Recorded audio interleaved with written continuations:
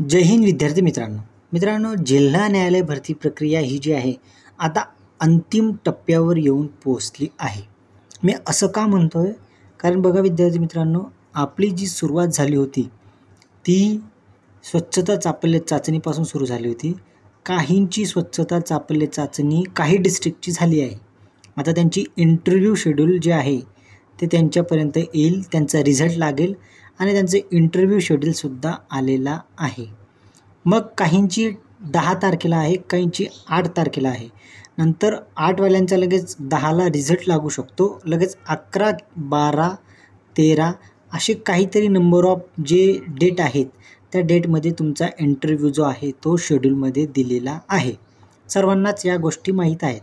मग विद्यार्थी मित्रांनो, मुलाखतीची सुरुवात कशी करावी, इंटरव्ह्यू देताना आपण कशा प्रकारे आपलं बॉडी लँग्वेज त्या जे आपले समोर जे असणार आहेत, आता आपण त्यांना जजेस म्हणूयात. कारण बघा, तुमची मुलाखत जी आहे ती एखाद्या वेळेस जज जे आहेत ते घेऊ शकतात आणि रूल्स अँड रेग्युलेशन जे आहेत ते अप्लाय असणार आहेत. म्हणजे तुम्ही रूल्स कोणते फॉलो करायचे आणि जे संपूर्ण जे रूल्स रेग्युलेशन आहेत त्या संपूर्ण गोष्टींबद्दल आज आपण इथे चर्चा करणार आहोत. विद्यार्थी मित्रांनो, ही फक्त मुलाखतीचंच नाही सांगणार मी तुम्हाला. हा व्हिडिओ पाहून तुम्हाला याचं जे कंटेंट जर आवडलं असेल, म्हणजे तुम्हाला रिक्वेस्ट आहे सर्वांना. बघा विद्यार्थी मित्रांनो, एक रिक्वेस्ट अशी आहे की तुम्ही म्हणजे आता बघा, तुम्ही एक संपूर्ण अशी एक आपली टीम आहे. मग आता टीम मेंबरने ना जे खरंच जे रिमोट एरियामध्ये आहे, आता रिमोट एरिया म्हणजे काय असतो माहिती आहे का, की जे खेड्यातील मुलं आहे किंवा जे विलेजमधील मुलं आहेत त्यांच्यापर्यंत तुम्ही हे संपूर्ण व्हिडिओ पोहोचवा. का विद्यार्थी मित्रांनो? कारण त्यांना पण आपल्याला मेन स्ट्रीममध्ये आणायचं आहे. त्यांना जर नोकरी मिळाली तर एका मुलामुळे पूर्ण परिवार जे आहे ते एक मेन स्ट्रीममध्ये येत असतं, असं माझं एक स्वतःचं माझं एक मत आहे. म्हणून तुम्ही हा व्हिडिओ त्या मुलांपर्यंत पोहोचवा. फक्त एवढीच तुमच्याकडे माझी ही रिक्वेस्ट आहे. आता आपण व्हिडिओला डायरेक्ट स्टार्ट करूयात. विद्यार्थी मित्रांनो, तुम्हाला माहितीच असेल की मुलाखतीला किती गुण आहेत.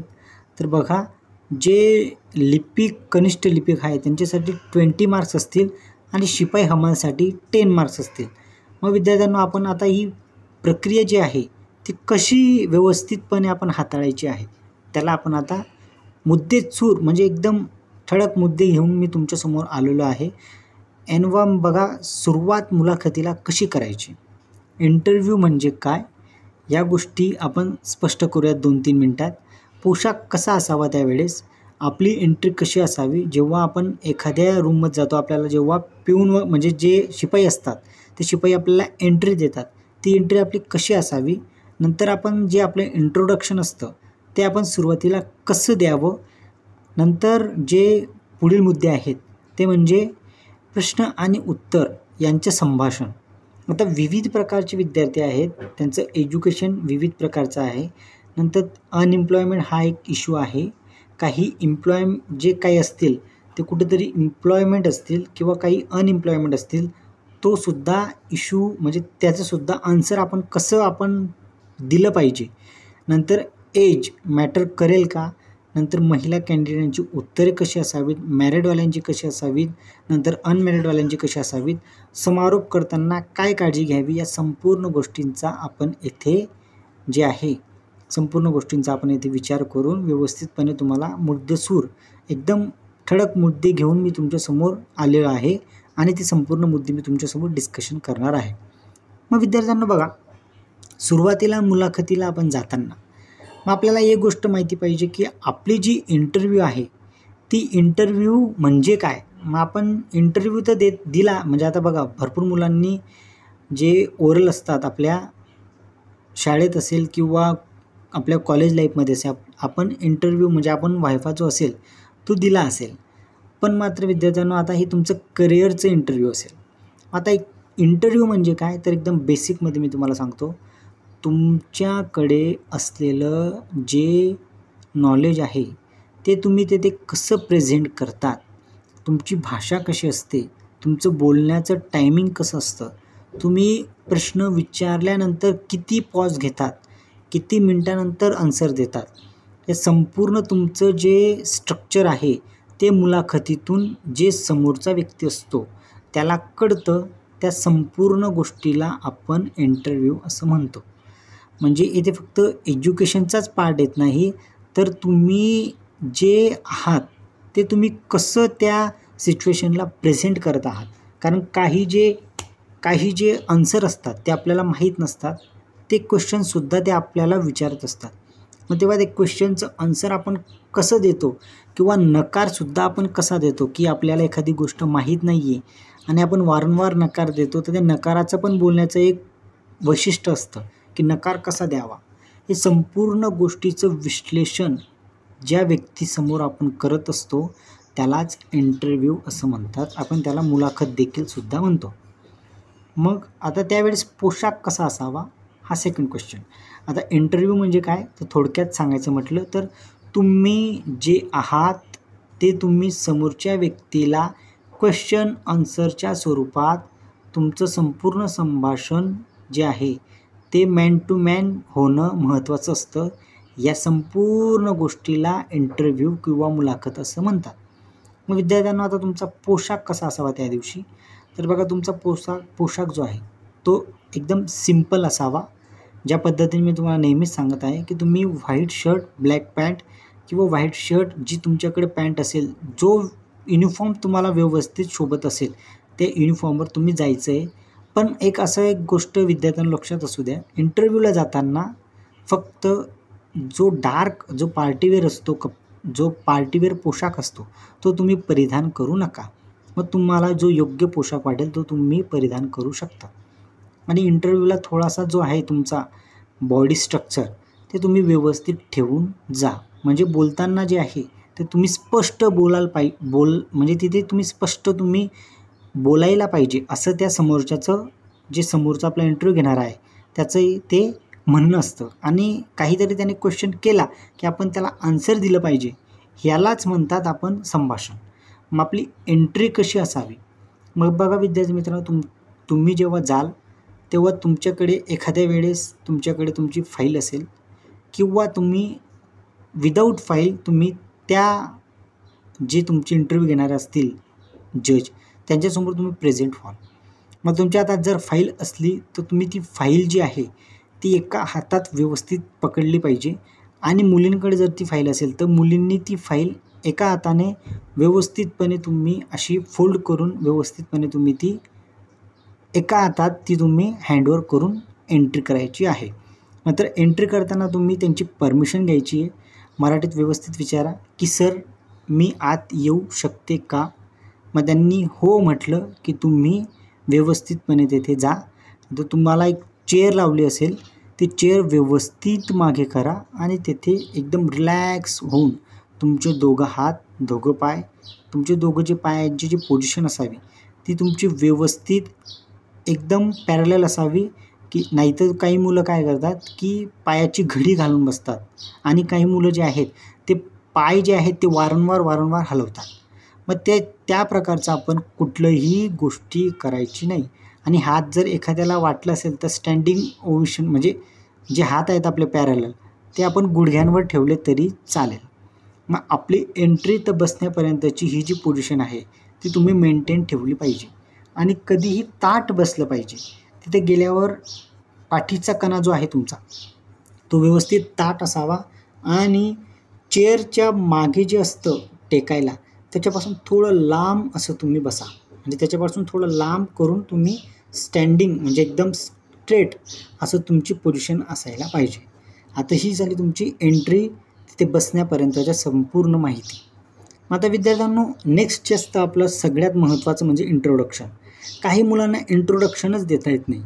कारण बघा इंटरव्ह्यूसाठी जे इंट्रोडक्शन जे देतात त्यांचं तिथे काही लोकांचं डायरेक्ट सिलेक्शन होऊन जातं. कारण ते अशी छाप पाडतात काही मुलं की ते इंट्रोडक्शनच इतकं छान देतात की समोरच्याला लगेच इंटरेस्ट येतो त्या मुलामध्ये क्वेश्चन विचारण्यासाठी. आणि क्वेश्चन आन्सरिंगमध्ये त्यांचं असं एकदम व्यवस्थित वातावरण होतं आणि त्या विद्यार्थ्याचा इंटरव्ह्यू खूप चांगल्या प्रकारे जातो. काही विद्यार्थ्यांना इंट्रोडक्शनच देता येत नाही. तिथेच त्यांचा जो मोरल असतो किंवा त्यांचा जे कॉन्फिडन्स असतो तो लूज होतो आणि पुढचं जे त्यांचं इंटरव्ह्यूचं जे स्ट्रक्चर असतं ते पूर्ण खराब होतं. म्हणून इंट्रोडक्शनला तुम्ही जास्त महत्त्व द्या. जर वाटल्यास तर तुम्ही ते एका पेजवर लिहून घ्या की मला काय बोलायचं आहे. आता ते तुम्ही ठरवा की तुम्हाला काय बोलायचं आहे. मी माझ्या पद्धतीने तुम्हाला एक इंट्रोडक्शन सांगण्याचा प्रयत्न करतो. त्यात तुम्ही चेंजेस करू शकतात किंवा तुम्ही तुमच्या पद्धतीने जर तुम्हाला योग्य वाटत असेल तर ते तुम्ही पहिले लिहून घ्या तुमच्या हाताने आणि ते तुम्ही वारंवार वाचत राहा. म्हणजे ते इंट्रोडक्शन तुम्ही तेथे द्यायचं आहे. कधी कधी क्वेश्चन असा सुद्धा विचारला जातो की तुमचं नाव न सांगता तुम्ही तुमचं इंट्रोडक्शन द्या. तेव्हा तुमचं नाव नाही सांगायचं, तशीसुद्धा तुम्ही तयारी करून ठेवा. कारण काही वेळेस विचारलं जातं असं, शिपाईला विचारलं जाईल किंवा नाही ते माहीत नाही, पण विचारू शकतात. त्या अनुषंगाने सुद्धा तुम्ही तयार राहावं. आता मी तुम्हाला एक चांगलं सेट इंट्रोडक्शन तुम्हाला देतो की ते इंट्रोडक्शन तुम्ही द्यायला हवं किंवा त्यात तुम्ही तुमच्या पद्धतीने चेंज करू शकतात. मॅन्डेटरी नाही. विद्यार्थ्यांना बघा, जेव्हा तुम्ही गेलात तेव्हा तुम्ही तुमचं नाव तिथे व्यवस्थित सांगा. त्यांना जर तुमची शिफ्ट असेल तर तुम्ही good morning, good afternoon, good evening जे असेल तुमची त्या पद्धतीने तुम्ही सुरुवात करा. तुमचं नाव सांगा. नंतर तुम्ही ज्या ठिकाणी राहता, समजा आता XYZचं नाव असेल तर बोलला तो की सर माझं नाव XYZ आहे, मी या ABC गावातून आलेलो आहे, माझं जे शैक्षणिक जे आहे ते त्या गावातूनच झालं आहे, तिथून मी 10वी पास केली. नंतर सर मी गावातून जर समजा त्या पुढे जर तो गेला असेल तर 10वी नंतर सर मी डिप्लोमा केला, डिप्लोमा करून मी माझं ग्रॅज्युएशन कंप्लीट केलं आणि आता सध्या मी जे समजा तुम्ही जर एखाद्या पोस्टवर असाल किंवा काही जरी काम करत असाल अनऑर्गनाइज सेक्टरमध्ये, त्याचं नाव सांगून तुम्ही तुमचं इंट्रोडक्शन संपवायचं आहे. म्हणजे बघा कसं, तर सर माझं नाव आहे सर XYZ, मी ABC या गावातून आलेलो आहे, माझं शैक्षणिक जे शिक्षण आहे ते 10वीपर्यंत ABC या गावाचं झालं आहे. पुढचं शिक्षण माझं मी डिप्लोमा घेतला, नंतर डिप्लोमा करून मी ग्रॅज्युएशन माझं कंप्लीट केलं आणि आता मी सिक्युरिटी गार्ड म्हणून एका बँकेत आता सध्या मी सिक्युरिटी गार्ड म्हणून कार्यरत आहे. असं एक सिम्पल इंट्रोडक्शन, जास्त मोठंही नाही किंवा जास्त शॉर्टमध्येही नाही, असं इंट्रोडक्शन तुम्ही तयार करून ठेवा.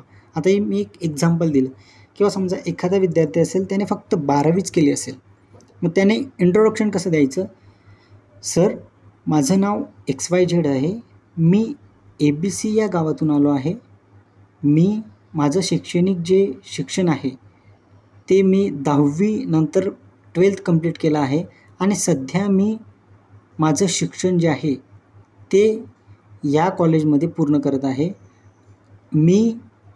माझी आईवडील, माझी बहीण अशी आम्ही 5 लोक आमच्या फॅमिलीमध्ये राहतात. असं जर समजा त्यांनी विदाऊट तुमचं नाव न विचारता जर सांगितलं तर तुम्ही तुमचं फॅमिलीचंही तुम्ही सांगा. कारण पुढचा क्वेश्चन तुम्हाला असणारच आहे फॅमिलीबद्दल.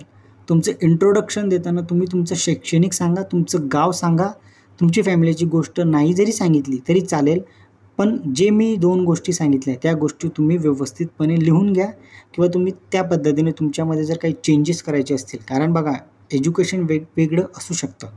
आता LLBवाला विद्यार्थी एकदम स्पष्ट सांगू शकतो, सर माझं नाव XYZ, मी ABC या गावातून आलो आहे, माझं शैक्षणिक जे शिक्षण आहे ते मी 10वी केली ABC या गावाला, त्याच्यानंतर मी माझं 12वीचं शिक्षण कंप्लीट केलं, नंतर मी DED किंवा BEd कंप्लीट केलं आणि आता मी सध्या जे आहे ते मी नॉन ग्रँटेड जी शाळा आहे तिथे मी मुलांना शिकवतो किंवा मी घरात माझे क्लासेस घेतो किंवा मी माझे शैक्षणिक जे आहे ते मी सुरू ठेवलेलं आहे क्लासेसच्या माध्यमातून. असं एकदम व्यवस्थितपणे तुम्ही मुलाखतीचं इंट्रोडक्शन तयार करून ठेवा. आता मी नंबर ऑफ जे आहे तुम्हाला सांगण्याचा प्रयत्न केला ते तुम्ही फ्लोमध्ये बोलायचं आहे. आता मी बघा इथे कसं काय, म्हणजे मी नंबर ऑफ स्टुडंटचं बोलतो म्हणून मी इथे अडखळत असेल, पण जेव्हा मला माझं इंट्रोडक्शन विचारलं तेव्हा मला माहिती आहे की मी काय काय केलं आहे, माझं शैक्षणिक काय आहे आणि माझं नाव काय, माझं गाव काय आहे. मग जे आपल्या इंट्रोडक्शनमध्ये या गोष्टी येणं इम्पॉर्टंट आहे. आपलं नाव, आपलं गाव, आपलं शैक्षणिक आणि आपण सध्या काय करत आहोत, या 4 गोष्टी इंट्रोडक्शनमध्ये आल्या पाहिजेत. मग आता नेक्स्ट जे आहे तुमचं, तर नेक्स्ट आहे तुमचं प्रश्न आणि उत्तरांचं संभाषण तुमचं सुरू होतं. म्हणजे नेक्स्ट जे आहे तुमचं, आता तुमचं इंट्रोडक्शन दिलं गेल्यानंतर तुमचा जो अर्ज आहे तो तुम्ही व्यवस्थितपणे एकदा वाचून घ्यायचा आहे. बघा विद्यार्थी मित्रांनो, हे जे मी छोट्या छोट्या गोष्टी तुम्हाला सांगतोय, मी ते तुम्हाला का वाचायला लावतोय, कारण तुम्ही त्या ठिकाणी जी तुमची माहिती भरली आहे त्याच्या अनुषंगाने सुद्धा तुम्हाला क्वेश्चन विचारले जातील. ते तुम्ही लक्षात असू द्या. तुमचा जो आता समजा एखाद्या विद्यार्थ्याचा त्याने इंट्रोडक्शन दिलं गेलं, नंतर त्याला विचारू शकतात की तुमचे आईवडील काय करतात. मग तुम्ही लगेच तिथे तुमच्या आईवडिलांचं जे असेल, तुमचं करंट जे आईवडिलांची जी पोझिशन असेल ते तुम्ही तिथे सांगणं महत्त्वाचं आहे. नंतर ते तुम्हाला विचारतील तुमचं एज्युकेशन, तर त्यांना समजलं आहे. मग ते तुम्हाला विचारू शकतात की तुम्ही शिपाई हीच पद का निवडलं. मग तेव्हा तुमचं उत्तर जे आहे ते तुमच्या एज्युकेशनशी रिलेटेड, तुमच्या फॅमिलीशी रिलेटेड, तुमच्या फॅमिलीशी रिलेटेड असायला हवं. तेव्हाच ते ऑथेंटिक वाटतं. जर काही मुलांनी जर विचारलं की सर मला कोर्टात संधी मिळाली तर मी खूप चांगल्या प्रकारे माझं काम करेल, आणि तो मुलगा असेल इंजिनियर आणि त्याने आन्सर दिलं हे, तर ते ऑथेंटिक वाटत नाही. बघा विद्यार्थी मित्रांनो, मी का तुम्हाला सगळ्या गोष्टी सांगतोय, कारण ऑथेंटिक वाटायला हवं म्हणून आपलं जे एज्युकेशनसोबत रिलेटेड करून आपली फॅमिलीसोबत आपण या 2 गोष्टी, आपण का शिपाई हे पद निवडलं त्याबद्दल आपण एक उत्तर कसं दिलं पाहिजे ते मी तुम्हाला सांगतो. बघा, आता एखादा विद्यार्थी असेल, तो उच्च शिक्षित असेल समजा, आणि त्याने शिपाई या पदासाठी त्याने अप्लाय केलं आहे आणि तो आता इंटरव्ह्यूला पोहोचला आहे. मग त्याला विचारलं, त्याने इंट्रोडक्शनमध्ये संपूर्ण सांगितलं की सर मी डिप्लोमा केला, डिग्री केली आणि आता सध्या मी नॉन ऑर्गनायझेशन सेक्टरमध्ये किंवा मी घरामध्ये क्लास घेऊन मुलांना शिकवतो, असं त्याने सांगितलं. मग नंतर त्याला विचारलं जाईल की तुम्ही शिपाई या पदासाठी का आलात. मग त्याचं उत्तर कसं असलं पाहिजे, तर त्याने आता तो उच्च शिक्षित आहे, नंतर त्याची फॅमिली बॅकग्राऊंडसुद्धा आहे. मग त्याने कसं आपलं उत्तर दिलं पाहिजे, सर मी जेव्हा माझं शिक्षण घेत होतो, माझ्या शिक्षणाचा फायदा आपल्या कोर्टाला नक्कीच होईल, कारण माझ्या शिक्षणामध्ये आणि आपल्या कोर्टाच्या गोष्टींमध्ये ज्या नियम आहेत ते मला वाटतं की एकरूप आहेत, आणि माझ्या फॅमिलीसोबत माझं जी फॅमिली आहे, माझा जो परिवार आहे तो इथे जवळच असल्याकारणाने माझ्या घरात मी, माझी आई, माझे वडील, आम्ही 3 लोकं असल्याकारणाने मी शिपाई या पदासाठी ॲप्लाय केलं, जेणेकरून मी माझ्या घरच्यांची किंवा माझ्या आईवडिलांची देखभालही, म्हणजे मी माझ्या आईवडिलांची काळजी घेऊ शकेल, आणि माझा जो उच्च शिक्षणाचा जो अनुभव आहे तो मी नक्कीच कोर्टाला फायदा करून देईल किंवा कोर्टासोबत मी एकरूप असेल माझं शिक्षण, हे मी तुम्हाला सर येथे प्रामुख्याने सांगू इच्छितो. म्हणजे तुमचं जे एज्युकेशन आहे त्याचा शिपाई पदाला नक्कीच फायदा होईल असं तुम्ही तिथे दाखवून द्यायचं आहे. मग आता तो फायदा कसा होईल ते तिथे बोलत बसायचं नाही.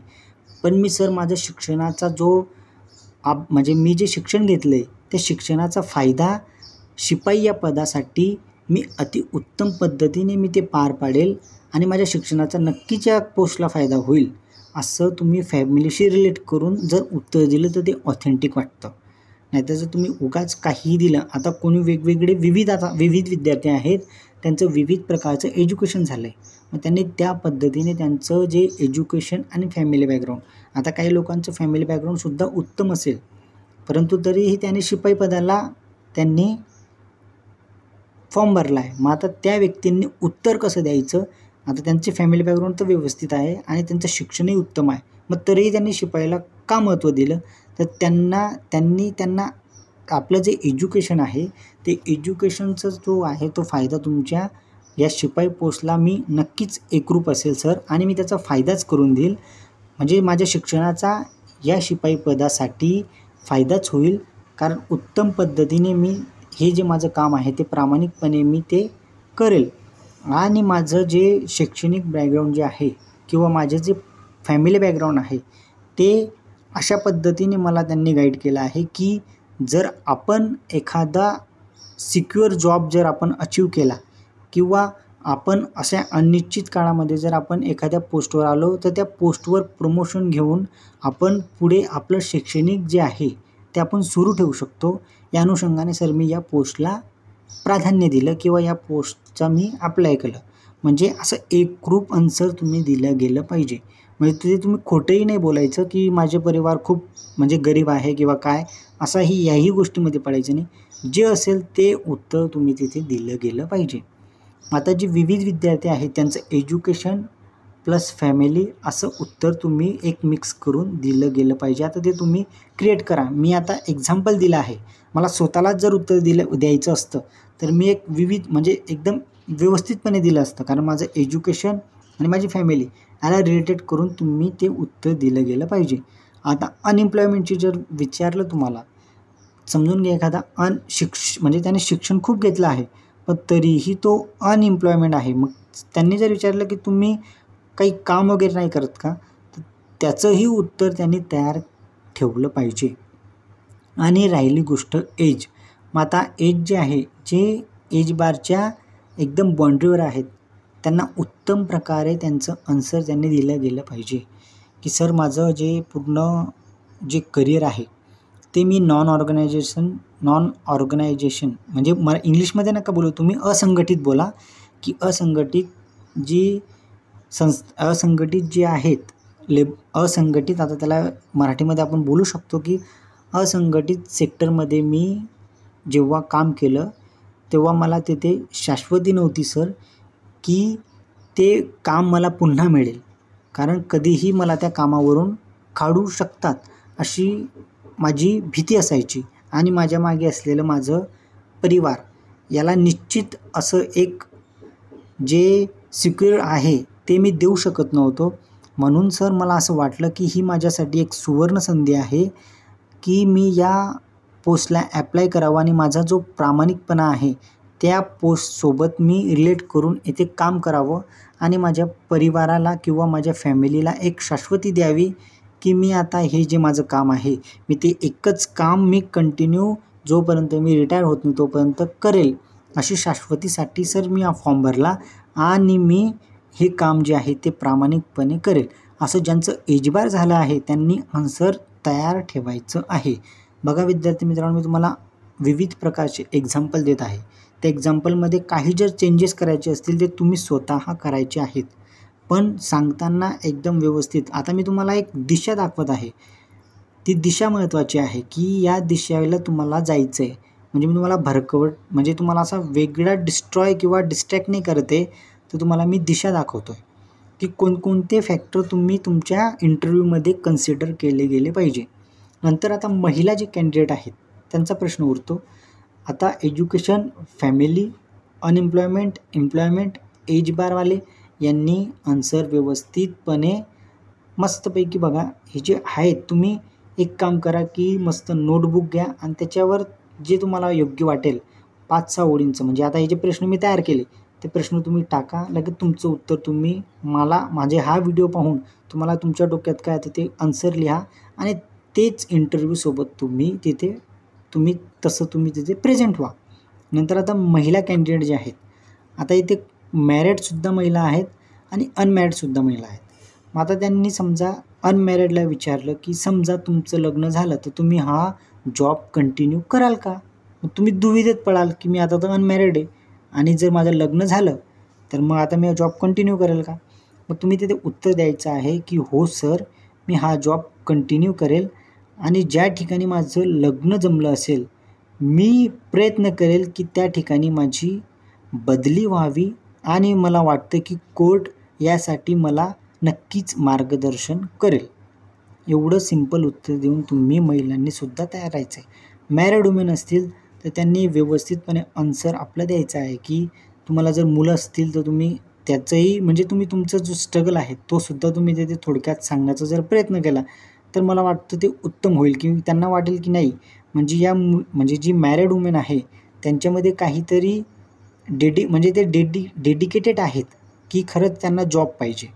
असं जर तुम्ही प्रेझेंट झालात मॅरिड वुमेन तर तुमचंसुद्धा अतिशय उत्तम असं इंटरव्ह्यू होऊ शकतो. नंतर समारोप होताना जी काळजी घ्यायची आहे, जेव्हा ते सांगतील तुम्हाला की ठीक आहे धन्यवाद तुम्ही जाऊ शकता, तेव्हाच तुम्ही तिथून उठायचं आहे. उठल्यावर त्यांना जितके पॅनलमध्ये मेंबर असतील त्यांना संपूर्ण लोकांना मॅडम जर समजा जर 3 जेंट्स असतील तर धन्यवाद सर म्हणून तुम्ही चेअर व्यवस्थित करून निघून जायचं. म्हणजे ते इक्वली तुम्ही बोलले. पण समजा तिथे एक मॅडम असेल आणि 2 सर असतील तर दोघांकडे बघून धन्यवाद सर आणि परत मॅडमकडे बघून धन्यवाद मॅडम असं बोलून तुम्ही चेअर व्यवस्थित सेट करून बाहेर निघायचं आहे. ही जी काळजी आहे ती तुम्ही घ्यायची. म्हणजे तुम्ही हंबल आहात असं तिथे दिसतं. बघा विद्यार्थी मित्रांनो, एज्युकेशन इंट्रोडक्शन, विविध विद्यार्थी आहेत, विविध प्रकारचे त्यांचं एज्युकेशन झालं आहे.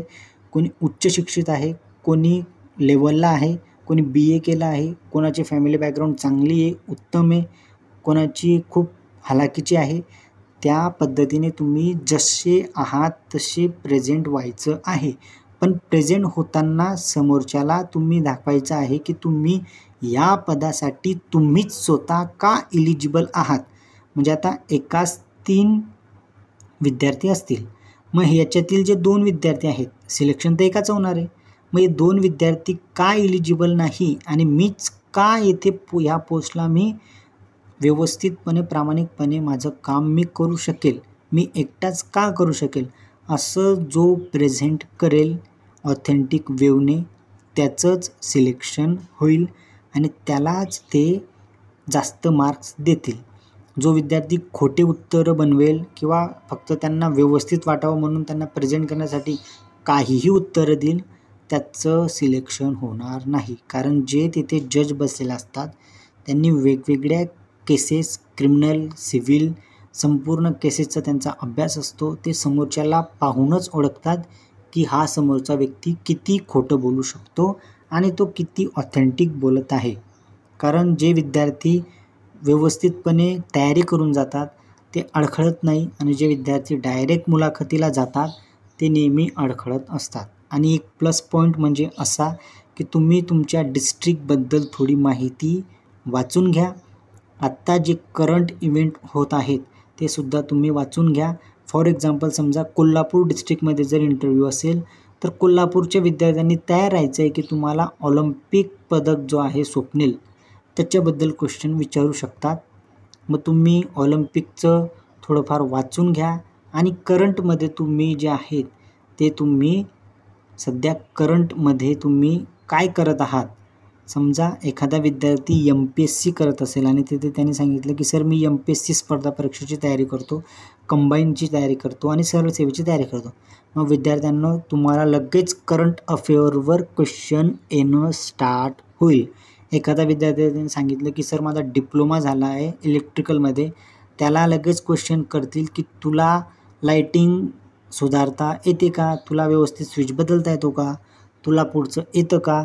समजा एखादा जर DEDवाला असेल, तो जर शिकवत असेल तर त्याला लगेच विचारतील की तुम्ही कधी कोर्टाच्या आवारात येऊन पुकारा ऐकला आहे का, सांगा बरं पुकारा कसे देतात. कारण तुम्ही शिकवतात विद्यार्थ्यांना, मग आता सांगा पुकारा कसे देतात. म्हणजे तुमचं जे एज्युकेशन तुम्ही सांगाल त्याबद्दल तुम्ही क्वेश्चन येतीलच तुमच्याकडे आणि तुम्ही मला नक्कीच सांगाल की हो सर क्वेश्चन त्या पद्धतीनेच आले होते आणि त्याच पद्धतीने मी व्यवस्थित तयार होऊन गेलो, माझा इंटरव्ह्यू व्यवस्थित गेला. म्हणून करंटसोबत सुद्धा तुम्ही फॅमिलियर व्हा. म्हणजे करंट अफेअरमध्ये जे असेल ते थोडंफार तुम्ही तुमच्या डोक्यात असू द्या किंवा ते कुठून तरी वाचून घ्या. म्हणजे कुठून ना कुठेतरी ते मिळतंच. 1, 2, 5, 6 मिनटाचे व्हिडिओ ते तुम्ही करंट जे आहे आता सध्या चालू ते तुम्ही तुमच्या आवारात पाहून घ्या. नंतर तुम्हाला विचारू शकता तुमचं फॅमिली बॅकग्राऊंड, त्याच्याबद्दलही तुम्ही व्यवस्थित आन्सर तयारी ठेवा. बस विद्यार्थ्यांनो, तुम्हाला या संपूर्ण गोष्टी ज्या आहेत की मुलाखतीसाठी काही एक्झाम्पल मी सेट केले, तेच एक्झाम्पल तुम्ही सेट करा. हे मी अजिबात सांगणार नाही, कारण मी हा जो पॉईंट आहे विविध विद्यार्थी आणि विविध प्रकारचे उत्तरे हेच अपेक्षित आहे. कारण जो सगळ्यात बेस्ट ऑथेंटिक उत्तर देईल education, unemployment, age, family, married, unmarried, नंतर करंट अफेअर, नंतर तुम्ही जे प्रेझेंट आहात, तुमचं बॉडी लँग्वेज, तुम्ही बोलताना स्पष्ट बोलत आहात का, की तुमचं संभाषण आहे ते व्यवस्थित नाही आहे, की मध्ये मध्ये तुम्ही इंग्लिश बोलायला लागले, हे संपूर्ण चेक होणार आहे. जे विद्यार्थी LLBचे असतील त्यांच्यासाठी एक प्लस पॉईंट सांगतो, की LLB विद्यार्थ्यांना तुम्ही थोडं लॉबद्दल वाचून जा.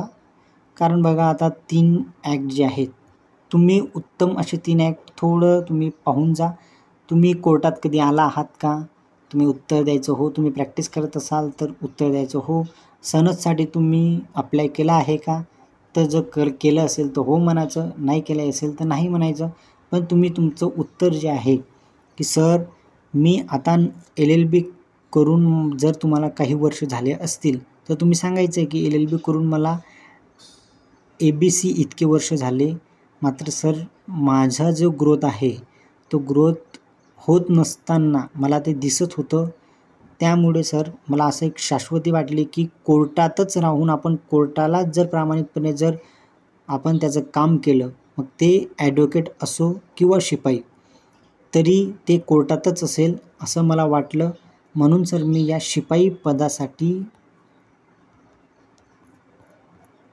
मी ॲप्लाय केलं आणि या शिपाई पदासाठी मी उत्तम आणि प्रामाणिक असा आहे, असं तुम्ही तेथे LLBवाल्या विद्यार्थ्यांनी दाखवून द्यायचं आहे.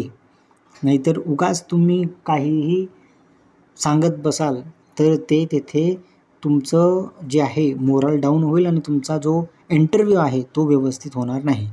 विद्यार्थ्यांनो, सुरुवातीला जे आहे महत्त्वाचं 10च मार्काचं तुमचं इंटरव्ह्यू आहे. इतका लाँग किंवा इतका मोठा तुमचा इंटरव्ह्यू होणार नाही. हार्डली जर एखाद्या विद्यार्थ्याचं झालंच तर 15 मिनिट, पण काही मुलांचे 5, 7, 8 मिनटामध्ये त्यांचं इंटरव्ह्यू व्यवस्थित शो होऊन जाईल. म्हणून सगळ्यांनी 7-8 मिनटं बसण्याची तयारी ठेवायची आहे, व्यवस्थित बसायचं आहे आणि आपले उत्तर फ्रेम करून ठेवायचे आहे. ज्या पद्धतीने मी सांगितलं त्या पद्धतीने विचार करायचा आहे आणि त्या अनुषंगाने तरी तुम्ही तयारी ठेवा, म्हणजे तुमची ॲटलिस्ट 50% तरी तयारी होऊन जाईल. कुठलंही उत्तर देताना व्यवस्थित सुरुवात करायची आहे. त्यांना जर तुम्ही सर म्हटले तरी चालेल किंवा तुम्ही त्यांना साहेब म्हटले. आता काही जे मोठे लोक असतात किंवा एज बार जे ओल्ड जे आहेत कॅन्डिडेट, त्यांनी जर साहेब जरी म्हटलं तरी चालेल. पण जर तुम्ही मॅच्युअर असाल, तुम्ही बॅचलर असाल तर तुम्ही त्यांना सर म्हणा, मॅडम असेल तर मॅडम म्हणा आणि तुमचं बोलायला सुरुवात करा. विद्यार्थ्यांनो, हे स्ट्रक्चर संपूर्ण तुम्ही एका कागदावर लिहा, व्यवस्थितपणे तुम्ही मुलाखत द्या. मी काही एक्झाम्पल दिलेले आहेत, ते एक्झाम्पल जर तुम्हाला आवडले असतील, त्याच्यात काही चेंजेस करायचे असतील तर चेंजेससुद्धा करा, पण रूल्स अँड रेग्युलेशन फॉलो करा. कारण कोर्ट कधीही देखावावर, म्हणजे जे देखावा असतो त्याच्यावर जात नाही. प्रोसेस इस्टॅब्लिश बाय लॉ हा जो कन्सेप्ट आहे कोर्टमध्ये, की नियमानुसार जायचं, नियमानुसार जो व्यक्ती उत्तम असेल त्यालाच शिपाईची पोस्ट मिळताना दिसेल. मग आता यात किती तथ्य आहे हे शिपाई पदाच्या संपूर्ण पदभरती झाल्यावर विद्यार्थी त्यांचं कमेंटद्वारे सांगतीलच आणि आपल्याला संपूर्ण लोकांना जो 11,000 पदभरतीसाठी तो अनुभव आपल्याला कामात येईल. विद्यार्थ्यांनो, व्यवस्थित तुम्ही तयारी करा. तुमच्या प्रश्नांची उत्तर मी देण्याचा प्रयत्न केला आहे. व्हिडिओ खूप मोठा झाला आहे. जर ज्या विद्यार्थ्यांना फक्त पॉईंट वाईज पाहायचं असेल तर त्यांनी 1.5 किंवा जास्त स्पीडवर पहा आणि हा व्हिडिओ कंप्लीट करून तुम्ही तुमच्या मार्गाला लागा. हाच व्हिडिओ पाहत बसू नका. जय हिंद विद्यार्थ्यांनो.